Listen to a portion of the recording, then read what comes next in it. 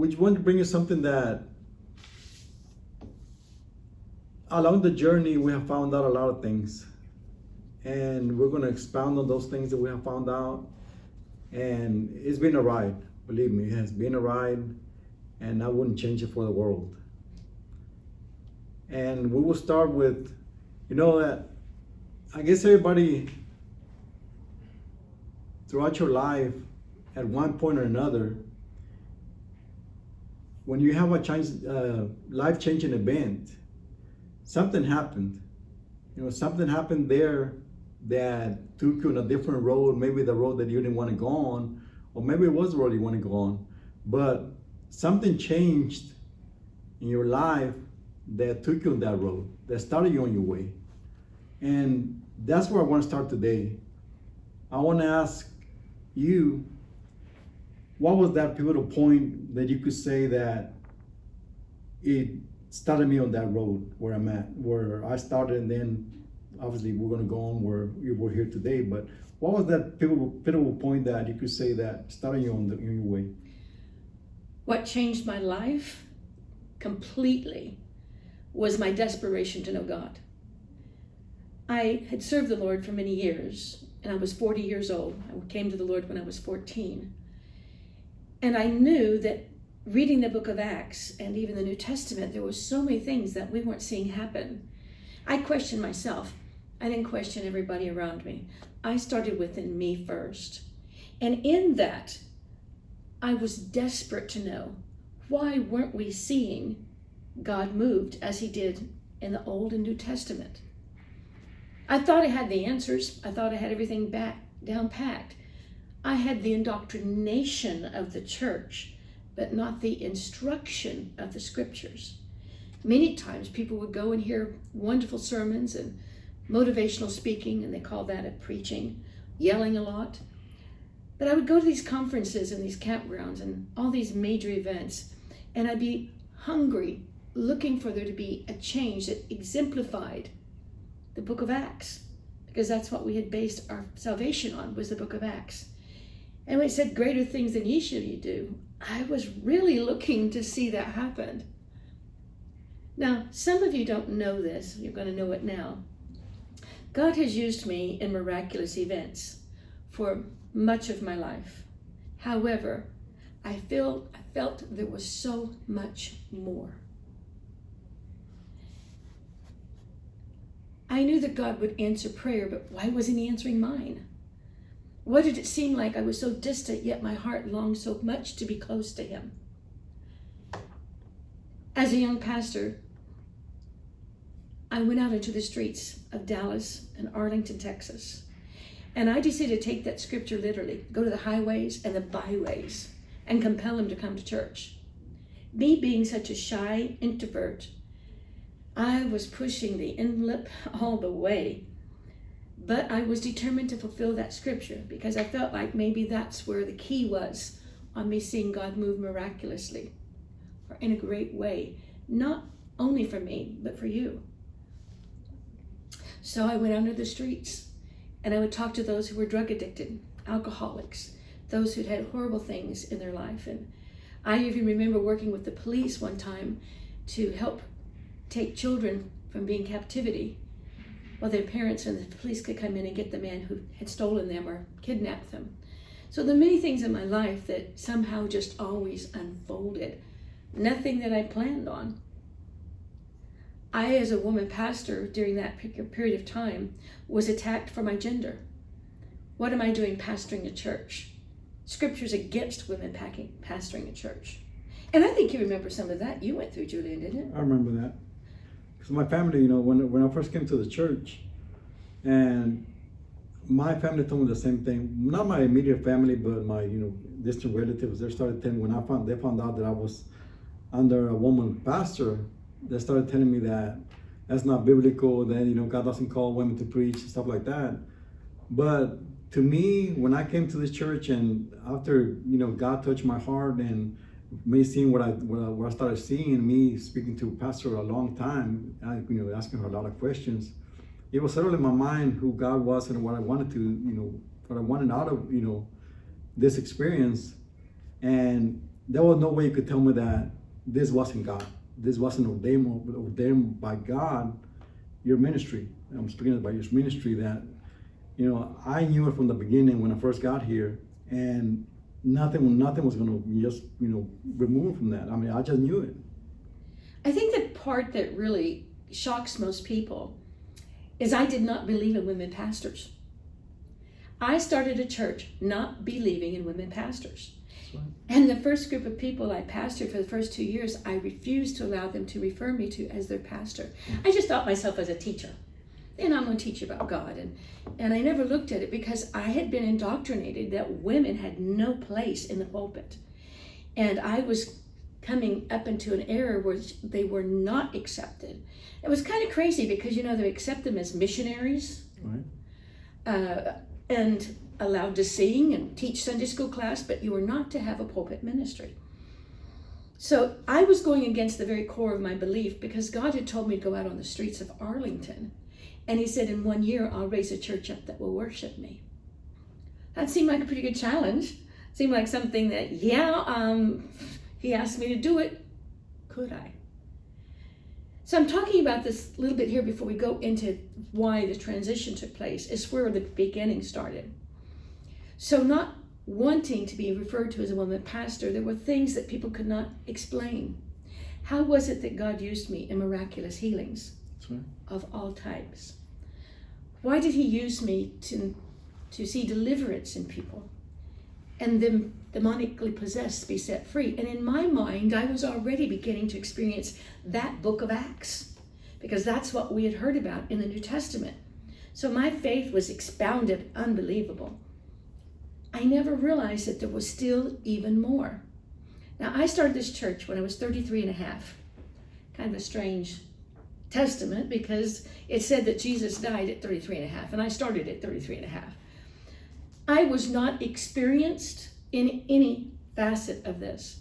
All I knew was I loved God, and he said to do something, and I was fine with that.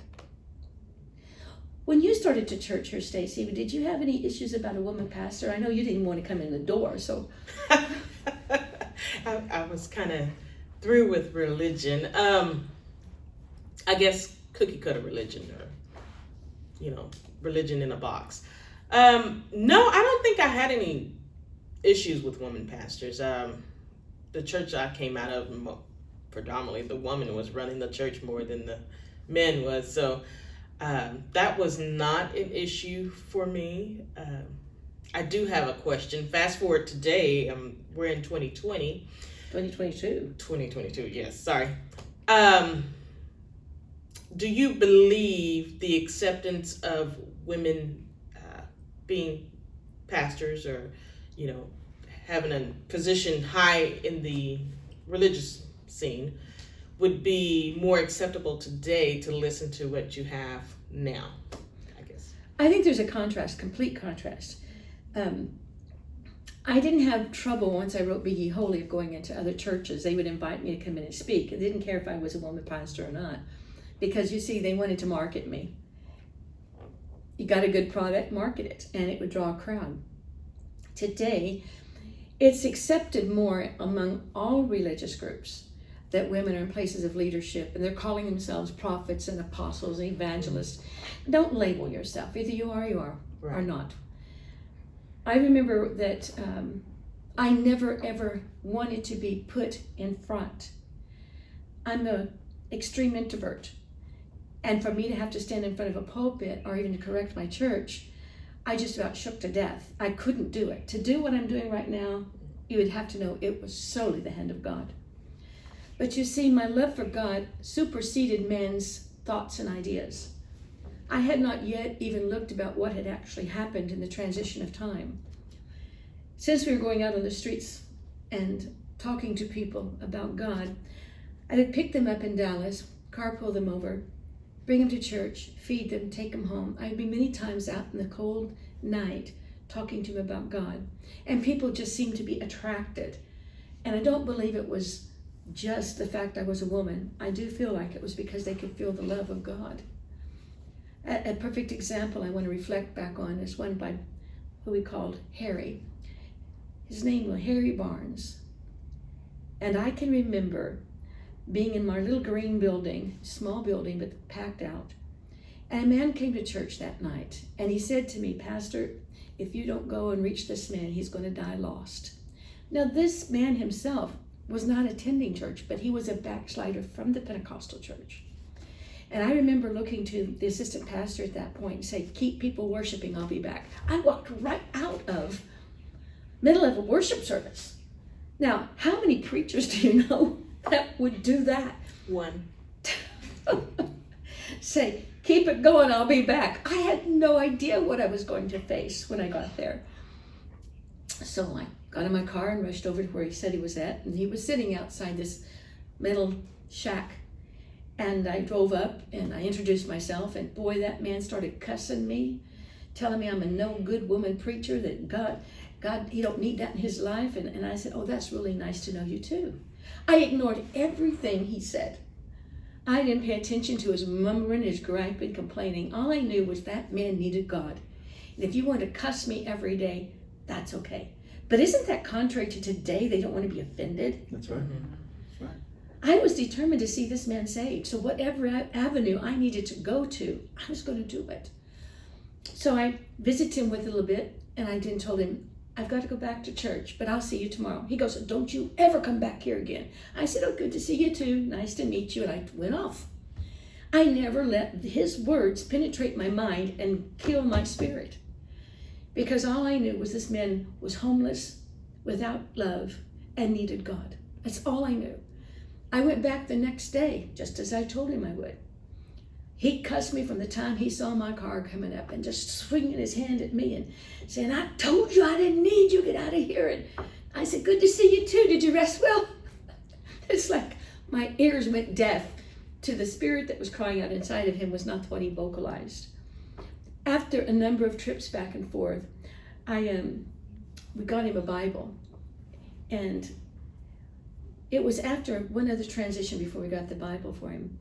I knew I needed to get him out of the street. It was extremely hot here in Texas. And I thought, well, maybe if I give him the responsibility of being our security guard on the outside of our building, because they walk right by it in order to get to the homeless shelter, maybe he would embrace that. He goes, okay, preacher. I can watch that church for you. I'll make sure nobody messes with it. Now, this was after about a week. His attitude was already changing. And then the next thing I know, when I went to see him during that day, because I'd see him every day, he said, now, preacher, if you expect me to go to church on Sunday, I've got to have me at least a good shirt. I said, I bet I can do that for you, Harry. So I sent them out to go get him a shirt, and he wanted a tie. So we got him in a shirt and tie, and he came walking through that door. Headway had been made. God had touched his soul. He still went back out to the streets. Texas heat had become so bad that they were saying that the elderly and young were dying because of the heat. I was washing dishes in my apartment, and all of a sudden it hit me. Harry's out there in that metal building. So I called my boys and I said, let's go, we got to go to Harry. They said, Mom, what's wrong? I said, we got to get to Harry. I went pulling up in my car as fast as I could get. I jumped out. I didn't see Harry. I jumped out and I ran in, and there was Harry laying on a cardboard mat. Ants were eating him. I said, Harry. He opened his eyes. He said, preacher, what are you doing here? As he looked at me from the ground, I told someone that was with me, I said, go get him ice. And when he asked me, what are you doing here? Immediately, without ever a thought, I said, because I happen to love you, Harry. That was the first time that Harry saw love in action. Got through that, and I started praying, God, somehow help me get him off the street. Help me somehow get him off the street. So I went through legalities, and I found out that Harry used to be a very famous sign painter in Colorado, where they freehanded the signs and not just put up sticker stuff. And he'd had a family, but because of his alcoholism, he lost them. They had pretty much brought him to Texas and dropped him and forgot him.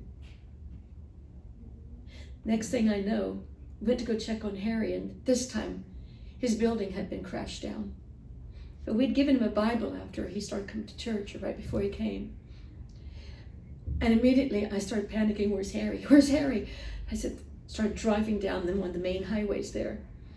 And I saw him walking down the street, and I pulled over and said, Harry. He goes, Pastor, they tore my house down.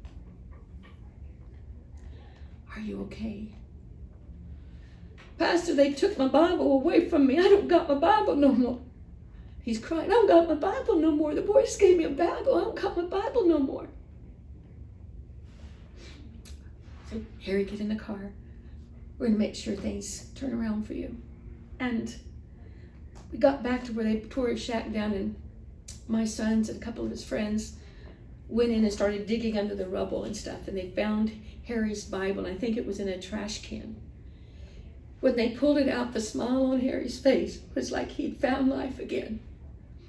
At that point, God started opening the door, and we got him situated into an apartment. He lived a very good life, and I remember that I made the statement one time because I preached on the roof. As a matter of fact, did you come when I preached on the roof, Julia? Yes, I was here with.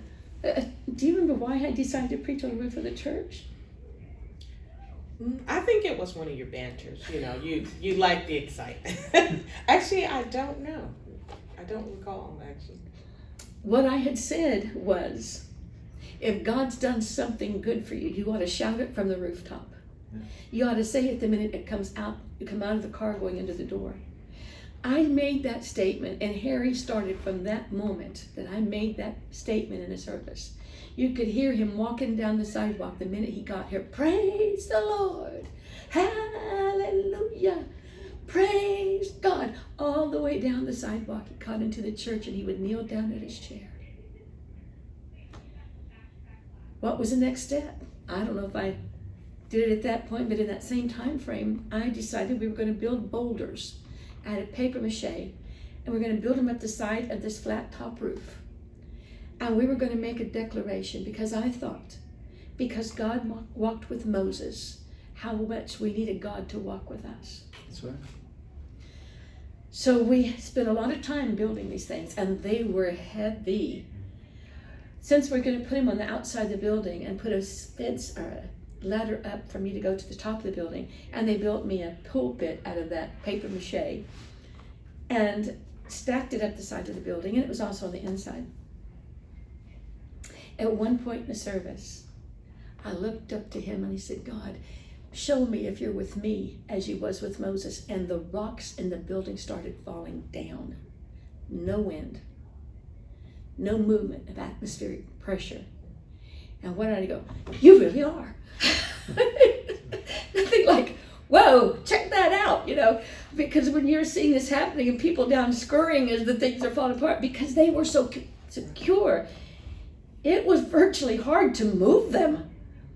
But at that point, I thought, you know, my heart was so sincere in serving God. And to know that he did that for me, he never had to. Of course, it took out in papers, and we made first page on most of the papers in the area. And I had someone ask me, how come it is that you've been on the newspaper multiple times and you're always on front page and they're always talking favorably about you? I don't know. You know, I think a lot of it has to do with I'm not pretentious. I don't pretend this. I live this. There's much difference. Yeah, that's right. Stacy, when you came, I think you came, was it at the time of the Sermon on the Mount?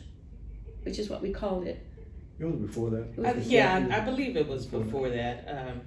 Because you came at Sermon on the Mount. Okay. Yeah. You came. He came after I did, so I came not willingly. Expand on that a little bit, please. You know, just knowing that, you know, coming out of a church that was, oh gosh, the minister was sleeping around and they're chasing the preacher who was supposed to be leading this congregation, at different hotels, and it was just one thing after another, and then I was just like kind of like tired. So as a young person, we would just leave out the back while they would have praisers, and quietly sneak out and go to the candy store or whatever. I think when I came here, when my mom left the church, and I just said we could have basically church at home, and then next thing I know, the Jehovah's Witnesses came and knocked on the door, and so that was one of our previous conversations, and if you watch some of the videos. So let me stop her right here. She thought I was Jehovah's Witness. They had come to church. I guess in one sense that would have been sort of true, but not of the religion. They'd come to church while I was at my brother's funeral. And not me, my mom. Yeah, her mom did. And I saw the card and decided I needed to go visit them. I didn't do that except when I felt really impressed to. So I went, and this is when I got labeled as the Jehovah's Witness. Yeah. So, I mean, it's a small mistake. But I think you could tell right away. I still was kind of in the hesitation mode of trying to really get back into church. At the time, I think I was an introvert. Yeah, and then as I grew up, I found that I was an extrovert. But get back into trusting people and seeing what they believe, because I was like, okay, I'm not finna go through that. That was a wasted lifespan, my younger years. So I didn't want to waste another time frame of my life being under someone who was not true. And she put me to the test. I did. I gave her 2 years. So I mean, that's a lot. That's a long time. I was young, and I like, hey, you got 2 years, because I'm planning on being dead by the time I'm 40 something. So almost. But I'm here today, so I don't regret it. But I do have a couple of questions for you. I wanted to ask. Let's see. Do you think a person can be on the same? You're gonna start this process of investigative research. Be on the same process or find their way towards the same spirituality, the level of God you are at. Will they ever get there? Well, that's a very good question, and the answer is you will come up in degrees, and very quickly. I always said coming to the Lord is like coming into pre-K. You're learning everything, but by the time you get to high school, you think you know everything, and then when you transition to college, you realize you didn't know a thing after all. So I think my spiritual development was very much like that. I never knew that I would see the miraculous like I have seen. I do believe that the more a person applies God's word to their life in total obedience, the more their spiritual development will happen. And will they ever be equal to me? That's in God's hands. I have no idea. I would love to say absolutely, no, without question, but I'm not God. And the position he's chose me for may not be the position he chooses you for. But you can have power, or I don't want to say have power, because that almost sounds like we're powerful, but he has power in our obedience. We do it, and he fulfills the request. Is that better stated that way? Yeah. We don't have power at all. God has it all. Absolutely. And I think a lot of people get tied up in that, the position thing, because sometimes, I think to me, that's where the competition starts. And, because somebody always tries to, supersede the other. And I want to be better than you. I want to be a better preacher. I want to be, better, whatever you want to be. And to me, that's where it starts. And to me, that's a bad thing. And I think that's one of the things when I first came, that I see that you were genuine, when it came to God, when it came to everything. Because like Stacy said, which is my wife, you could tell that right away. Whenever when I first talked to you, first met you and all that, you could tell that you were genuine. You could tell that there was no agenda about you. That you just had a love for God, and you could see that. And I agree. Yeah. Just like you went after Harry, that kind of love is what's missing today. Mm-hmm. That you could actually put yourself out of the way and actually go reach somebody. No matter what the cost, they cuss you or whatever, it doesn't matter. You have some, you have that love for people that you want to reach out to. And like I said, that's, you could see that from the beginning. That's one of the reasons, I really, it was kind of easy for me to stay, because I saw that from the beginning, and even now, it's still the same way. It don't ever change, huh? Do you think with this information will there be a crossroad in their spiritual and natural life? Oh, absolutely. After they receive, and what do you think the outcome would be? The first thing that happened with me was I was going against everything I had been basically taught. When I don't want to say everything, but I would say the majority of what I'd been taught.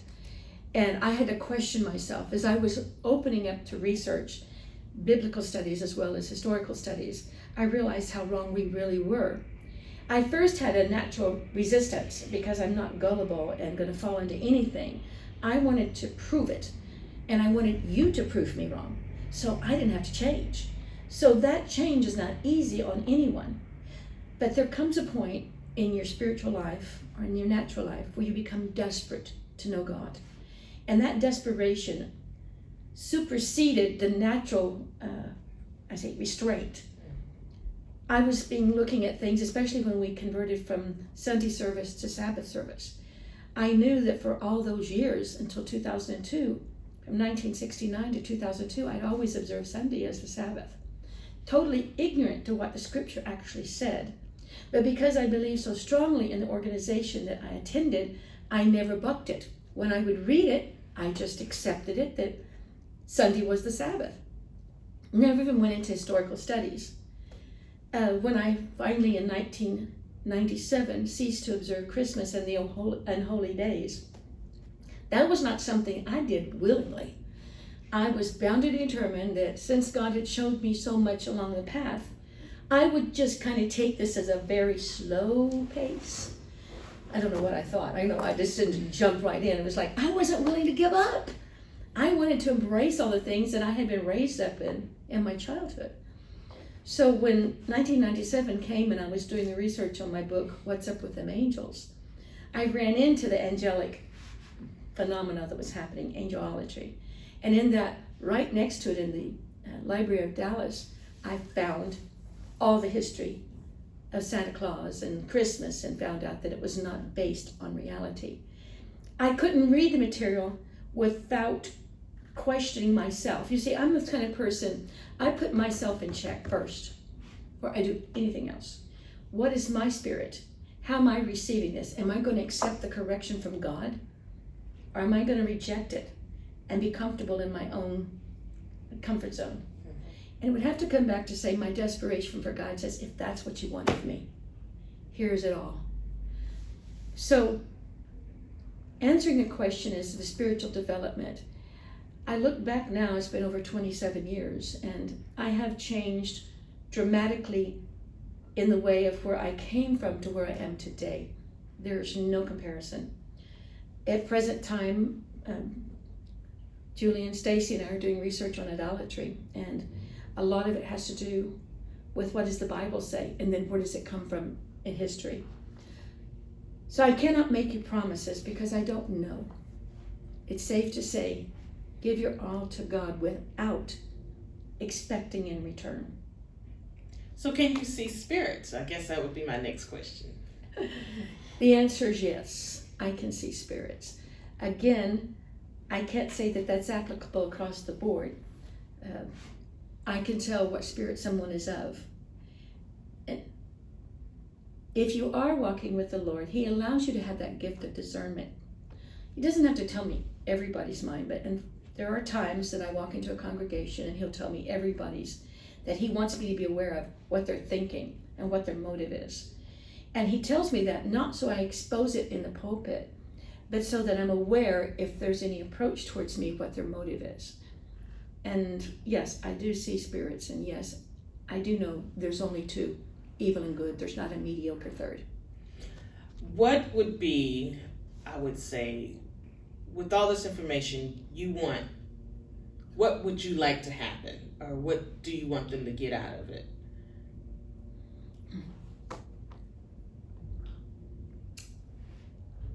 My desire is that people return to God. They don't make gods of themselves and meet their agenda.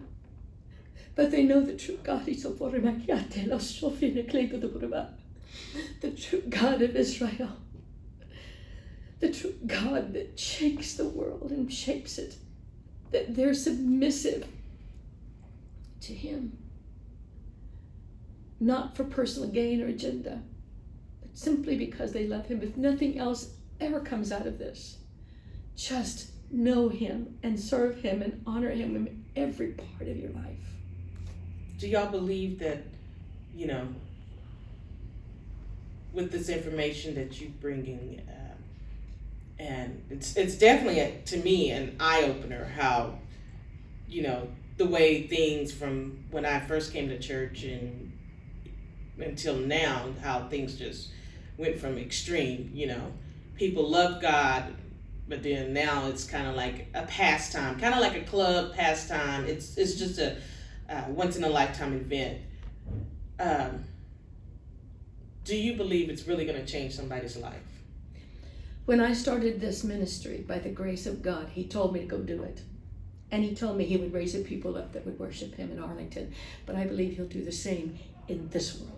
That he'll raise a people up that will come to the surface and stand for truth and righteousness, and all the other indoctrinations that they have been brainwashed and convinced will cease, and they will stand stronger for God than ever before. And that's what I believe I'm going to see. Okay, so you're calling out the remnant. Yes. Okay. Absolutely. This isn't for everyone because you don't love him like that. It's a game to you. It's a manipulation to you. But you need to stop and repent and turn from what you've done and realize we have all sinned. We all have offended God. But as I'm teaching this, whether it's in the studies that's already on YouTube or the new ones that we're opening up that's called Investigative Research, that you understand I will never put out anything that cannot be substantiated by Bible and fact history. Yeah, one of the key factors that you touched on earlier, and to me that's very important, and because I've seen you do this throughout the time I've been here, is application. I notice that whenever you get something from God that you know is coming from him, you automatically you change it immediately. You change. And there's no wavering. You just, I'm gonna do this because God told me to do it, I'm gonna do it. Irregardless of whatever happens, it doesn't matter. I'm gonna do it because he says to do it. And I think that a lot of people are not like that. They're just, they might feel that something's wrong, that they're doing something wrong, or that's not the way it should be, but they're still fight among themselves, in their own selves, that, well, I don't know about this because of certain things that are putting me this way, or certain things that I'm involved in. I can't do this, I can't really change because of this and that. And that, like I said, there's something that you always know. I know that you always done because I've seen it all throughout the years. God tells you something, you're gonna do it regardless, no matter what happens. And I think to me that's one of the biggest keys right there, application. And I think what we've seen too, and I know Julie and Stacy and I have all seen it, is these preachers who see what I'm saying is the truth. Right. And you remember what the response is always at. I can't do it because I see it, I know you're right, but my fellowship, the brethren, I can't do it because of that. So you choose men over God. Exactly, absolutely. And you would be surprised at the number of ministers who have talked to me, and because they had relatives in higher position in the organization, they didn't want to cause a conflict in their home. I think in my case, I didn't want to cause a conflict with God. Forget my home. Right. I mean, I can say I've stood strong on certain principles, and people like it or not, it doesn't bother me. I'm not offended if you don't agree. I'm offended if I offend him. That's right. And offending him is not in my mentality.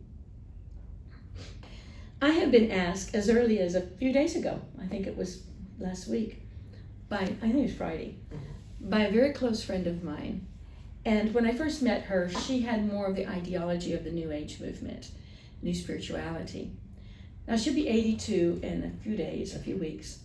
And over the time I've known her, she has become more and more knowledgeable about who I am and God, to where now she's just embracing. And she's one of the ones who ask some of these questions. Do you remember what one it was? When was, have you seen exorcism? I think that'd be good for coming from you guys. The question was, have I ever seen exorcism take place? And I stopped for a second and said, well, I'm the one who prayed they got delivered, so I guess I can definitely say I've seen it take place. I was there. It happened. But tell them some of the things that you guys saw. I mean, to me, one of the biggest misconceptions out there, because like I said, I've seen God use you in that, doing that, that the biggest misconception out there is because everything that has been portrayed in the movies or, TV or wherever, the media, it's been that it's a long drawn process. Mm-hmm. That you have to do this holy water, this and that, and just beat them into subjection. I mean, and that can be farther from truth. I mean, the actual thing when it takes place. And to me, that was one of the things, because in my mind too, because I've seen movies before and all this, dealing with all that stuff, and I was indoctrinated, I guess you could say, in the same way that that's what I thought. But when I first seen it the first time, I was like, well, that's it? I mean, where's the other stuff? Where is it? No, it's instantaneous. When God touches somebody, it's just instant.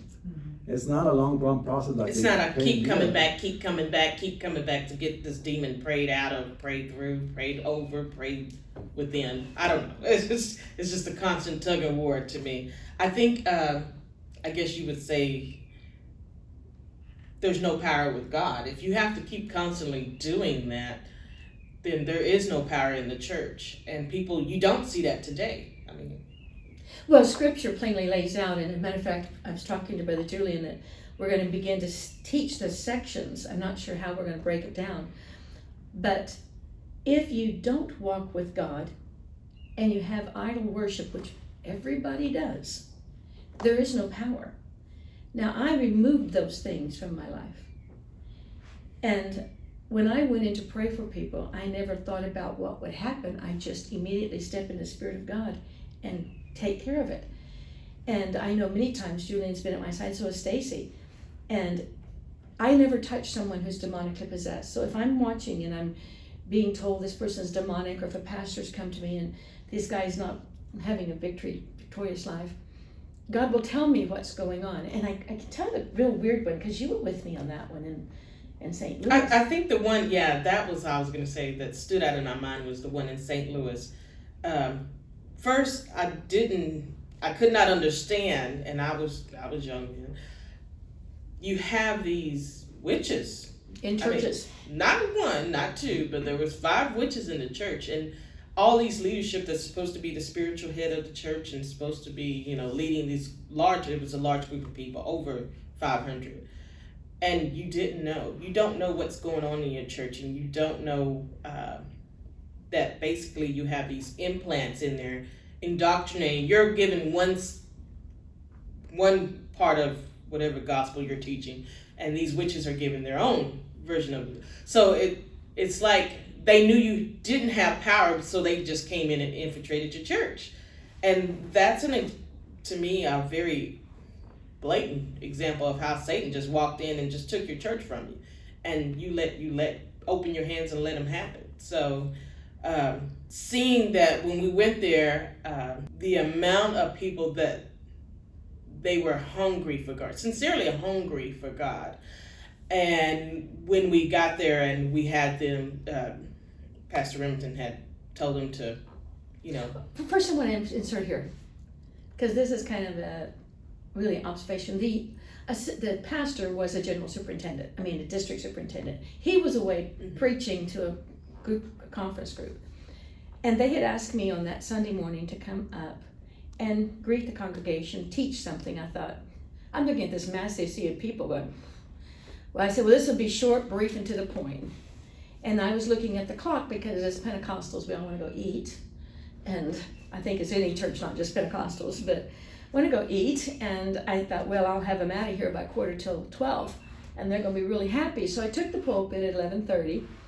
And the first thing out my mouth, as I looked around the congregation, I said, there's 5 witches sitting in this assembly. Could I have your help? I never thought, Julian, what I just So did. nonchalantly, just, yeah, you're there. I know you're there. And so everybody just really had their attention. They're gawking over the place. And I said, now I know where you are. So if you don't come, I'm going to come and invite you. Well, this time the congregation is thinking, I am totally out of my ever living They're mind. looking back and looking around and And the next thing, one pops up, another one pops up, until all five joined me at the front of that church. Okay? They looked like Pentecostals. You would never have known that they were witches. Okay? So what I was going to do was quote facts, and I wanted them as loud as they could to call me a liar before the congregation. Because I felt like we need to tell these people what's really going on. So I began to quote some facts that I had learned through the years, and none of them called me a liar. And at the end of that, they all, in different segments, said, she's absolutely right. Everything she said was right. I was calling out the potpourri, I was calling out the incense, I was calling out the candles, I was calling out magic and all of this. And what could they say? There are 5 witnesses to what I just said to you. I didn't have to just validate it and say it off the top of my mind. So I said, well, we got out early, you guys can go have your lunch. You see, I'm like, I'm done with my job, completely finished. But he wasn't done. Okay, he was not close to done. And so I said, so I did make it a point a number of years ago to say if there was anyone who needed prayer, I would pray for them before I closed out the service. Now, most of the time you only see 2 or 3 people come forward, even in an assembly about 500 people, unless they're kind of wanting to draw you and they get others to walk forward or whatever the case is. But here we are, and I'm going, what is going on? I thought they were getting up to walk out the door. They weren't. When you saw that massive come toward the front, did it not blow you away? it did blow me away. And first carnally, I thought, oh gosh, we're going to be here a long time. and it didn't stop because it started to wrap around through and it was a big church, so it was wrapping around through the whole sanctuary. And then I noticed, as I wasn't on the platform, but I was on and off, kind of like, I'm always scouting out. So you hear people call their friends or their loved ones to come up here to church. Now, they didn't come to church, but they're going to come to church now because now there's prayer going on and things are happening and they want to get in on it. So it blew my mind. I think the most difficult part of that was I looked at the ministry assembled there and I thought, we're in bad shape. I did think that. I was thinking, they weren't, which is kind of crazy. They wasn't used to seeing something like that. And I thought, this group of people say they have the power of God and nothing come against this religion, Pentecost. So, and we're not gonna, Satan's afraid of us, we're standing behind it. And then I thought, well, you got 5 witches in your church and nobody knows it. Nobody knows it. A sanctuary full of demonic possession and nobody knows it. Everybody just looks the same and everybody sings and all that. So when I looked around and realized what I had to work with on their ministerial staff, I looked at Stacy almost as if I'm going to be singing. But there was a couple, and it was Omer and Betty Wayne. And I had met them, and they were the most amazing, sweet people I've ever known. And I looked to them, and I knew their love for God is true. So I had them come forward along with their daughter Tina and son-in-law Don. And I thought, well, at least I'll have someone to help me, because what happens is I pray for people individually. I don't pray for them blanket prayer. And I touched God, and there was times that God would say no and tell me what their problem was, that he would not bless them. Now, I would not speak this to those that were around me. They were just there to kind of be traffic guiders or directors or whatever. And we saw God begin to move in a very powerful way. So like I said, I went to pray for people at 15 till 12. And almost 7 o'clock I stopped. And they did not clear out. And God was moving and moving and moving. And like I said, this pastor was not there, but he got back that night. So we took long enough to go get refreshed, get something to eat, come back to service. And he walked up to me in the church service and he said, so I understand you tore my church up this morning. I said, no, I didn't. He did, but I didn't. And he didn't know how to answer that. Well, right before he walked up to me, the Lord told me, he said, there's sin in the church. And he showed me one party that was involved, and I couldn't find that second party. I knew there was another person until that pastor walked up. And when that pastor walked up, God exposed that he was having an affair. That was what was happening. Didn't say anything to him, but we went out after church, and most of the time, if you're a guest speaker or whatever, they want you to sit by them, but he wanted me at the very opposite end, as far away from him as I could be. That didn't bother me. I'm okay with that. I had not yet said anything about the sin that he was involved in. But he went up and Tuesday night, he had another service, and this time he got up to discredit everything that happened in church that Sunday. I had to go down to the occultic bookstore, buy books, and I turned back in after I got finished using them. I had Don take them into the ministry and prove to him that everything I said was actually documented fact. So after he got up Tuesday to denounce me and say I was crazy and that I was off my rocker and so forth, now I'm in here and I'm in a situation. So a few days later, he got back up and said, well, everything she said was right.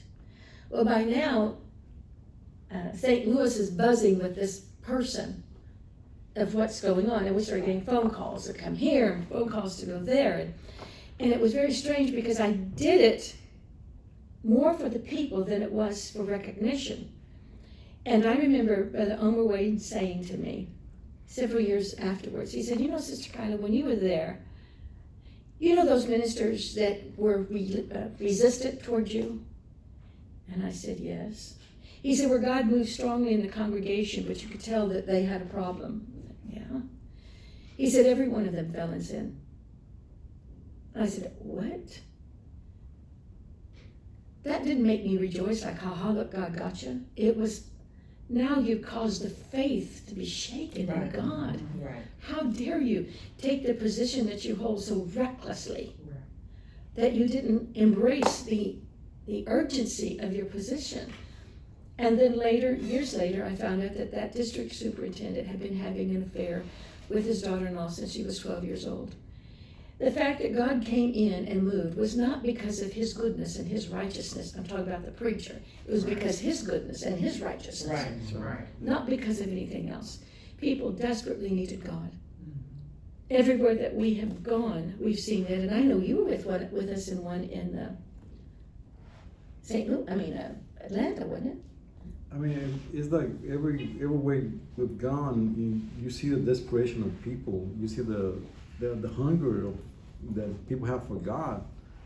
The problem comes in that God moves when you're given a message, and afterwards you kind of feel sad when you leave because you know that they're not going to have that.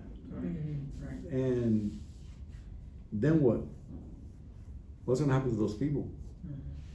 And to me, that was one of the things that really, I mean, I found it hard to really go out and, you know, I did it out of obedience. You asked us to do it and I will do it, but sometimes I didn't want to because of that, because I feel like, you know, people are going to get touched by God, and then after that, what's going to happen to them? But this is one of the reasons why we're doing this series, because it's time for really to everybody to find out what's going on, how to come to God, how to really live for God. And we're going to expose a lot of things. A lot of things we're going to expose. Maybe some of the things you knew, maybe some of you don't know. But I can guarantee you're going to have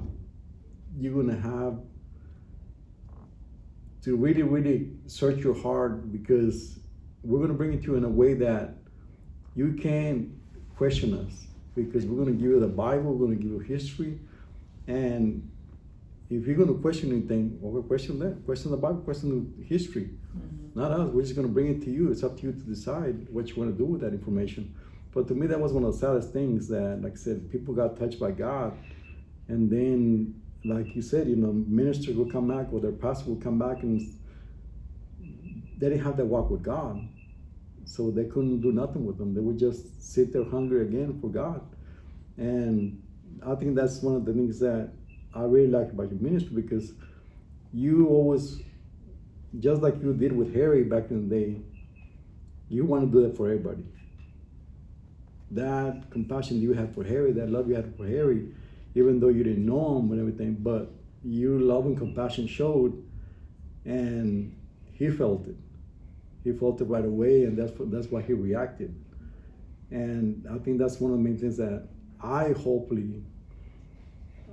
pray in God that that's one of the things that we want to see, that I want to see, that you get touched. Because believe me, when God touches you, once he does, you can't go back from that. Right. You can never go back from that. It was extremely difficult, because every time we walked away from an assembly, being asked to speak there and otherwise, and seeing God's hand move phenomenally, I knew that when I walked out the door, he was going with me. It got to the place that every time I was asked to go, it was a little bit slower to receive it. But then when God totally took me and changed my course of direction, where I no longer looked at Sunday as a Sabbath, I no longer could embrace the unholy days, Christmas and all the paganism associated with all the major holidays that we observe in this country, I couldn't go back and be a part of that assembly or that organization. So I just quietly slipped away and went into the background, continued to do my studies and my research, doing everything I could to know what God wanted of me. So these preachers, they have an agenda. When they stand up to someone who is true, they can't. So they have to discredit that individual, because you're either going to have to submit to what is right, or you're going to have to fight it and kill the messenger. I remember when I first wrote Be You Holy, a minister in Huntsville, Texas, told me, do you realize you wrote a book that had people are going to come out and try to kill you, physically kill you. So please be careful and be cautious about what you do and where you go and so forth. I took that admonishment and I realized that I serve a God who's able to protect me. And no matter what I do, as long as I'm honoring him, he will stop the devourer of my soul. When he wants me to go home, I'm going home. It's not going to be called a treacherous thing that happened. It's a blessing to know. If I feel God like I do in this present world, what in the world do we have ahead of us? I just can't even fathom in my finite mind. Along this journey that we're sharing with you, things to build your faith, but we are sitting in Dallas Baptist University, and in front of us are a few books that in times past that I referred to, and where I was able to prove some of the things that I now expose was actually in this university.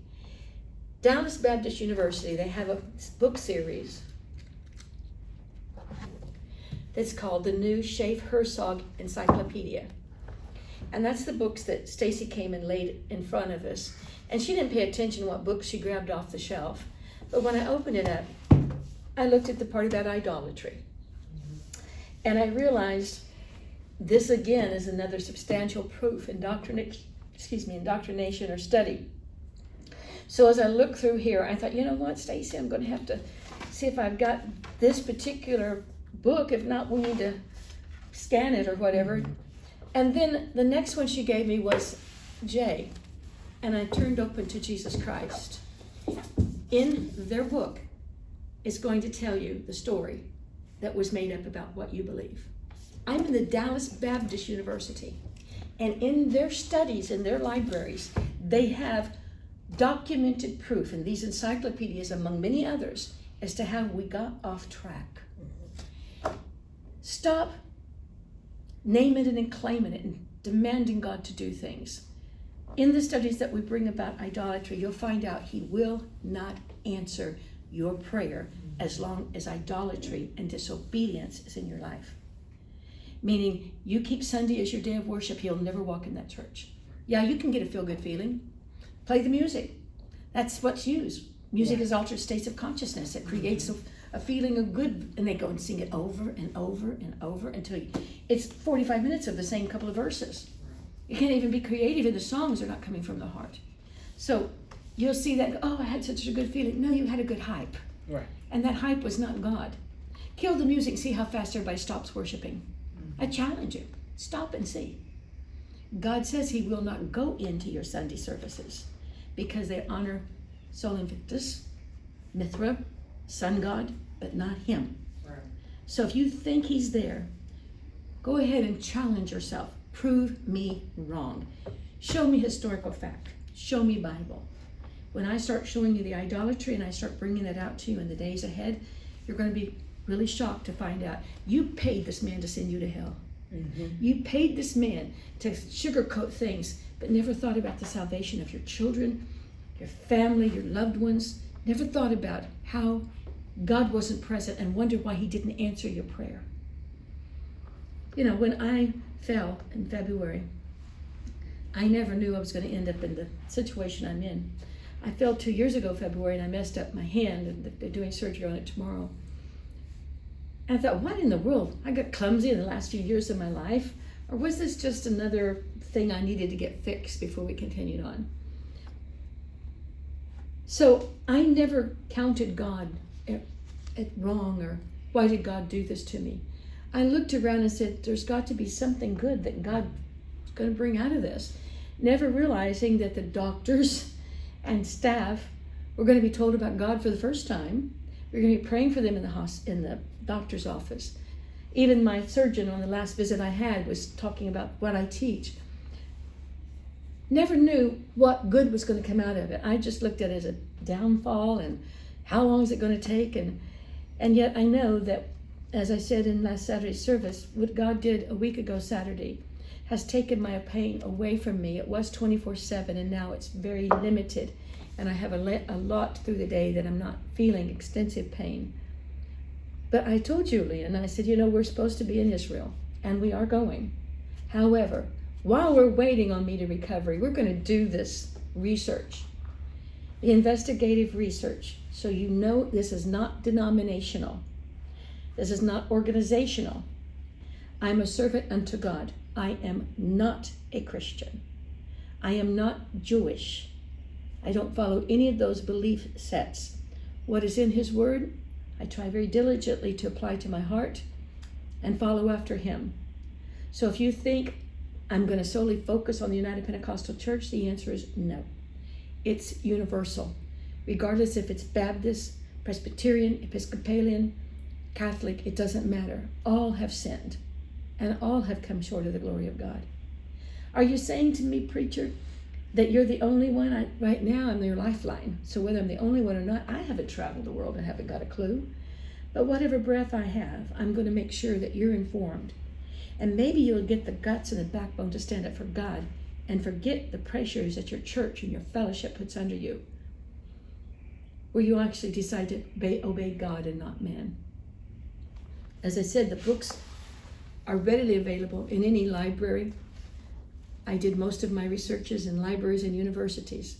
Now, the internet is quite available, but I have to question sometimes their resources. Right. I want to know where they got it. Can I find it somewhere else? We will get into that turning point. I felt like that there had to be a foundation laid as to what my motive was when I started this church. So after 2 years, I accepted the fact that I am a woman pastor. God did call me, but he called me for greater things than I even realized. I hope this touches your heart and that you will embrace the fact that you need God stronger in your life today than any time. You need to know him on a personal relationship. Thank you for watching.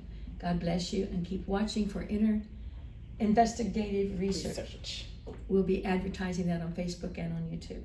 Thank you.